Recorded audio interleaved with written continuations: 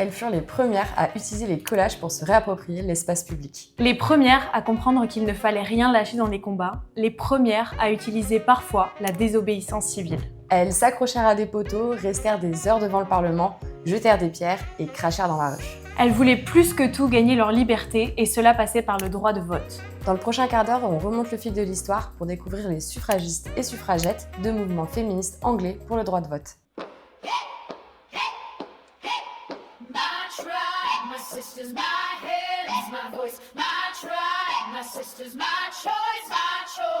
Vous regardez Lysistrata et il est temps de nous soutenir en vous abonnant ou en partageant la vidéo à vos proches. Nous sommes en 1877 à la gare de Waterloo à Londres quand une jeune bourgeoise, Millicent Garrett Fawcett, se fait voler son sac à main. Elle se rend donc au commissariat pour déclarer le vol. Là, la police lui répond que le sac est la propriété de son mari. Elle ne peut déclarer elle-même le vol. Et oui, au regard de la loi, Millicent Garrett Fawcett, comme toutes les femmes de l'époque en Angleterre, n'a pas le statut légal en tant qu'individu. Son identité est donc subordonnée à celle de son mari. Elle ne possède en son nom aucun bien. C'est face à ce policier que la jeune femme, mariée depuis à peine 5 ans, prend conscience qu'elle n'est pas considérée comme une personne à part entière. Elle écrira dans ses mémoires qu'elle a eu ce jour-là l'impression d'être, elle aussi, condamnée pour vol. C'est sûrement à ce moment-là qu'elle devient une militante active pour le droit de vote des femmes. Effectivement, Myrtille. En Angleterre, après le Reform Act de 1867, seuls les hommes issus de classes aisées payant un certain nombre d'impôts ou les propriétaires ont le droit de voter.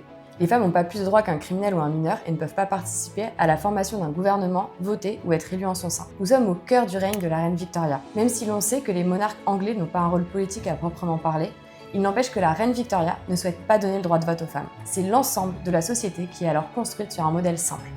Les hommes dans la sphère publique, ils sont supérieurs physiquement et intellectuellement, et les femmes dans la sphère privée, sous la protection de ces derniers. Les femmes sont subordonnées à l'autorité de leur mari ou de leur père, et considérées comme des citoyennes de seconde zone. Si elles obtiennent le droit de travailler, leur salaire en revanche est loin d'être égalitaire. À poste égal, elles gagnent un tiers du salaire masculin. Le décor est posé. Vous imaginez ainsi pourquoi Millicent Garrett décide de s'engager pour demander plus de droits pour les femmes du pays. Elle va fonder son mouvement féministe en rassemblant des dizaines de militantes à ses côtés. Mais avant cela, allons rencontrer une autre figure féministe. Imaginez-vous commencer à travailler dès vos 12 ans suite au décès de votre père. C'est ce qu'a vécu la jeune Selina Combe en 1876. Très vite, elle s'engage dans le syndicalisme. Elle a 23 ans lorsqu'elle épouse Robert Cooper. Ensemble, ils ont un fils qui décède à seulement 4 mois. Convaincue que ce sont les conditions de travail difficiles des femmes ouvrières qui ont tué son fils, Selina Cooper s'engage en 1896 dans une section locale de la Guilde opérative des femmes. Son but est alors de permettre à ces dernières de se faire entendre sur leur lieu de travail. Persuadée que ce n'est que par le droit de vote que les femmes pourront y parvenir et donc améliorer leurs conditions de vie, Selina Cooper s'engage auprès des suffragistes. Elle recueille à elle seule 800 des 29 359 signatures pour une pétition présentée aux députés londoniens. C'est à ce moment-là qu'elle rencontre Millicent Garrett Fawcett. En 1913, elle écrit « L'une des raisons pour laquelle je suis une suffragette convaincue est que les mères, même salariées, assurent la plus grande part de la responsabilité dans l'éducation de leurs enfants. Par conséquent, elles devraient avoir davantage de moyens, et non moins, pour leur permettre de rendre justice à la jeune génération. » Selina Cooper, issue d'un milieu modeste, montre que la question du droit de vote des femmes ne concerne pas seulement les classes sociales les plus aisées. Quand on regarde l'histoire de Selina Cooper, on comprend bien qu'à travers leur quête de droit de vote, les femmes anglaises veulent avant tout acquérir des droits pour leur propre corps et améliorer leurs conditions de vie. Si aujourd'hui on a l'image des suffragettes qui mènent des actions violentes, à l'origine, tout comme Selina Cooper, les femmes cherchent à gagner le droit de vote via des actions plus pacifistes. C'est ce qu'on appelle le mouvement des suffragistes. Incarné par Millicent Garrett Fawcett, les suffragistes plaident pour des méthodes pacifiques et légales comme les pétitions. En 1884, les épouses britanniques gagnent le droit de disposer de leur propre corps. Elles deviennent alors des individus à part entière, mais alors pourquoi ne pas acquérir d'autres droits jusque-là hors de leur portée par le statut de dépendance à leurs époux? Ainsi, plusieurs organisations de suffrage féminin voient le jour à travers tout le pays. Mais il faudra attendre 30 ans pour que le mouvement s'organise. Le 16 octobre 1896, les dirigeantes des organisations de suffrage féminin de tout le Royaume-Uni se réunissent à Birmingham pour discuter de la fusion de leurs différents groupes. Ainsi, le 14 octobre 1897, naît la National Union of Women's Suffrage Society, la NUWSS, également connue sous le nom de suffragistes. Millicent Garrett Fawcett en assure alors la présidence. Constitutionnalistes, les suffragistes veulent avant tout utiliser des recours légaux pour faire pression sur les députés et parlementaires afin de gagner le droit de vote. Malgré une meilleure organisation au sein du groupe et la multiplication des actions, les progrès se font rares. Le mouvement stagne et les premières voix dissidentes se font entendre. Nous sommes le 10 octobre 1903 à Manchester quand plusieurs femmes décident de créer l'Union sociale et politique des femmes, le WSPU. Oui mais voilà, nous ne sommes pas chez n'importe qui. La décision est prise au domicile de Emmeline Pankhurst. Cela fait plusieurs années qu'elle milite au sein de la Fédération libérale des femmes au sein du Parti libéral avec son mari Richard. Mais après la mort de ce dernier, le 5 juillet 1898, Emmeline Pankhurst s'effondre. En hommage à son combat, notamment pour le droit des femmes, il est décidé d'ouvrir une salle au nom de Richard Pankhurst. Mais le Parti travailliste indépendant qui utilise la salle refuse d'y faire entrer des femmes. En réponse, Emmeline Pankhurst réunit donc ce fameux 10 octobre 1903 un certain nombre de femmes, dont des socialistes locales de milieux modestes. Les suffragettes voient le jour, avec leur slogan « Des actions, mais pas des mots ». La fille de Emmeline, Christabel Pankhurst, frustrée par les méthodes qu'elle juge molles de Millicent Garrett Fawcett, veut faire entendre sa voix et celle de la nouvelle génération. Elle affirme alors à sa mère « Vous, les femmes plus âgées, vous militez depuis 40 ans. Je n'ai pas l'intention d'attendre plus longtemps pour voter. » Et oui, Myrtille, parce que si la NUWSS existe depuis 6 ans maintenant, les évolutions, elles, sont totalement absentes. On observe alors une scission parmi les militantes pour le droit de vote des femmes. Si Millicent Garrett Fawcett est jugée trop pacifique par certaines militantes, Emmeline Pankhurst est, elle, perçue comme trop autoritaire par d'autres. Ainsi, d'un côté, les suffragistes constitutionnalistes militent pour des méthodes pacifiques et calmes. De l'autre, les suffragettes activistes entendent, elles, gagner leurs droits par des méthodes plus radicales. Pour elles, le mouvement des suffragistes n'est pas fructueux. Elles passeront donc par l'action. Mais pour autant, Millicent Garrett Fawcett refuse de les critiquer. Elle a peur qu'une mauvaise presse ne fasse perdre du crédit au mouvement et desserve la cause. Ainsi, si les deux mouvements ont des visions qui s'opposent et ne collaborent pas ensemble, ils ont bien la même finalité et rencontrent les mêmes obstacles. On peut prendre l'exemple des manifestations organisées entre 1907 et 1908. Le 7 février 1907, les suffragistes organisent une manifestation et ce sont 5000 femmes de toute origine sociale, de tout âge qui défilent dans les rues de Londres, dans le froid, dans la pluie et les pieds dans la boue. Les médias de l'époque décrivent alors une scène inédite. Pourtant, les anti-suffragistes utiliseront cette marche comme argument pour avancer que le faible nombre de femmes descendues dans la rue ce jour-là prouve que le droit de vote n'est pas voulu par ces dernières. Le 21 juin 1908, les suffragettes relèvent à leur tour le défi. Cette fois-ci, sous le soleil et vêtues de leurs robes blanches, ce sont 50 000 femmes qui se réunissent à Hyde Park pour demander le droit de vote féminin. Si le nombre est au rendez-vous, le Parti libéral, alors au pouvoir, reste sourd. C'est à cette même époque que Emmeline Pankhurst fait son premier séjour en prison pour délit d'entrave lorsqu'elle tente d'entrer dans le Parlement pour remettre une protestation au Premier ministre d'alors, Asquith. Elle y restera durant 6 semaines. C'est au cours de son procès, le 21 octobre, qu'elle déclare « Nous sommes ici, non pas parce que nous avons violé la loi, nous sommes ici de par notre volonté de faire la loi. » Au cours du meeting du Parti libéral en 1905 à Manchester, Christabel Pankhurst et son amie Annie Kenney décidèrent de lancer à haute voix la question du droit de vote des femmes. Pourtant calme et polie, la question reste sans réponse. Les deux jeunes militantes se mettent alors à la crier dans la salle. Jugeant que le meeting est perturbé par des importunes, les organisateurs demandent à la police de les faire sortir rapidement. Christabel Pankhurst crache alors à la figure du policier qui la tient et est mise en prison pour trouble à l'ordre public ainsi que crachat. Elle choisit ensuite de faire de la prison plutôt que de payer l'amende. Et elle n'est pas la seule. Durant ces quelques années, elles sont plusieurs du mouvement à se faire arrêter pour trouble à l'ordre public. Elles font quelques jours de prison, voire des semaines. Et à force de séjours en prison, les suffragettes finissent par militer pour une meilleure prise en compte de leurs droits en incarcération et demandent le statut de prisonnière politique en 1909. Pour appuyer leurs propos, elles s'inspirent de grève de la faim des militants politiques soviétiques et refusent de s'alimenter derrière les barreaux. La première suffragette à faire une grève de la faim fut Marion Wallace Dunlop en juillet 1909. Elle perdura sa grève pendant 91 jours avant d'être relâchée car les autorités pénitentiaires craignaient pour sa vie. Certaines allèrent jusqu'à ne plus boire comme fit Annie Kenney. À la suite de ces grèves de la faim, les mouvements de protestation se répandirent chez les suffragettes enfermées. Mais le gouvernement ne l'entend pas de cette oreille et veut à tout prix éviter les débordements. Il répond alors à ces grèves de la faim par un régime d'alimentation forcé.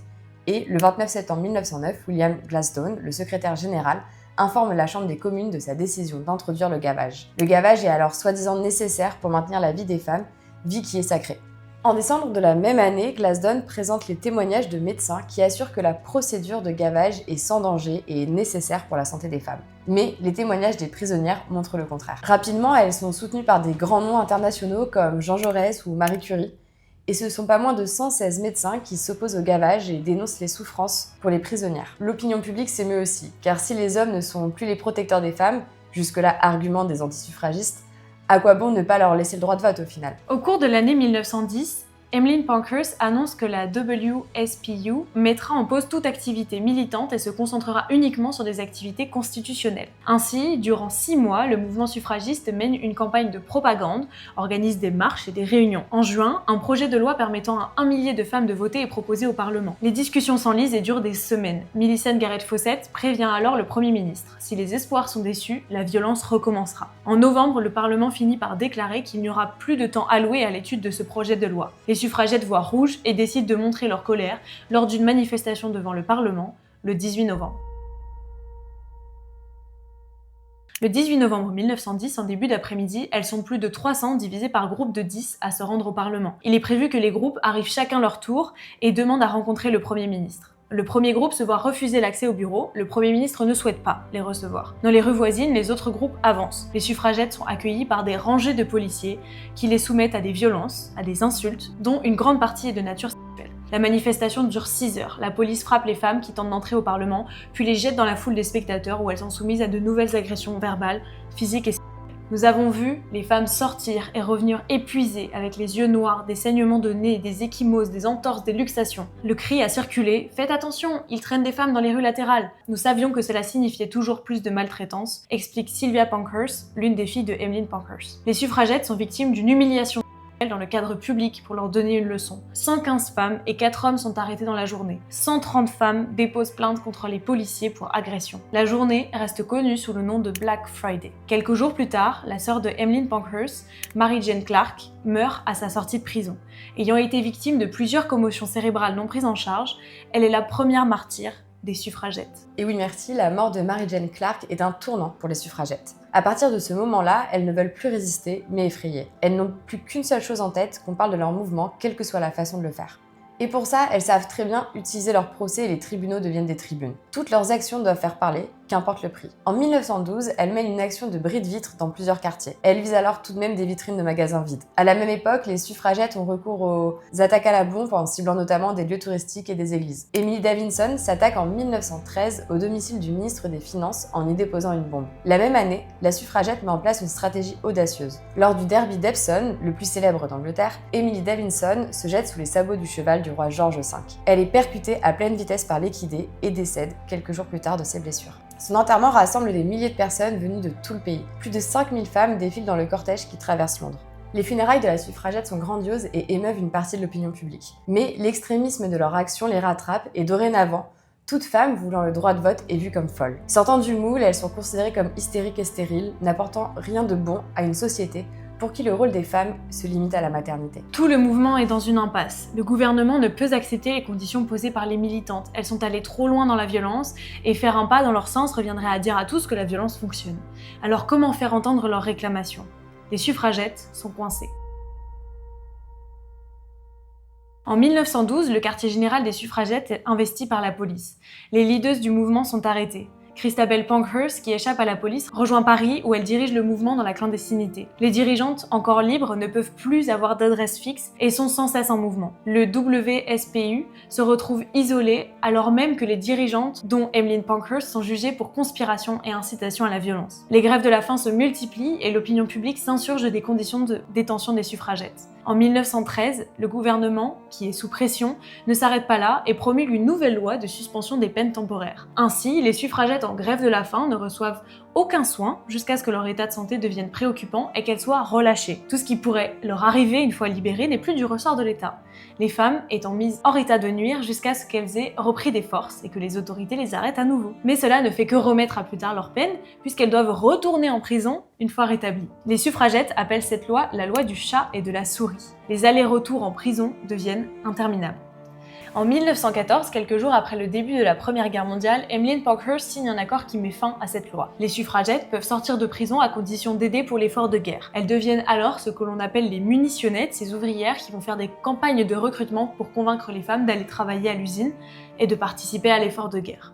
La guerre marque donc un tournant dans le combat des suffragettes. Emmeline et Christabel Pankhurst revendiquent à présent que les efforts de guerre des femmes permettront leur émancipation, mais également une égalité salariale. Elles militent pour que tous les soldats obtiennent le droit de vote, allant jusqu'à faire passer ce combat avant celui pour le droit de vote des femmes. Mais Millicent Garrett Fawcett, elle, continue son lobby auprès des membres du gouvernement. Et son combat paye en 1918 avec l'adoption du Representation of People Act. Dorénavant, les femmes de plus de 30 ans, propriétaires terriennes ou locataires, diplômées d'université britannique ou encore mariées à un homme inscrit lui-même sur les listes électorales, peuvent aller voter. Le droit de vote sera étendu aux femmes de plus de 21 ans par la suite. Mais dire que la guerre est à l'origine du droit de vote des femmes serait sous-estimer l'importance des 50 années de combat qui l'ont précédé et ne pas reconnaître la lutte acharnée des femmes qui l'ont portée. Si Emmeline Pankhurst ne verra pas la victoire en décédant quelques jours avant l'adoption de la loi sur l'égalité du droit de vote entre les femmes et les hommes de plus de 21 ans, en juillet 1928, Millicent Garrett Fawcett présente lors du vote écrira « J'ai eu cette chance extraordinaire de vivre cette lutte depuis ses débuts ».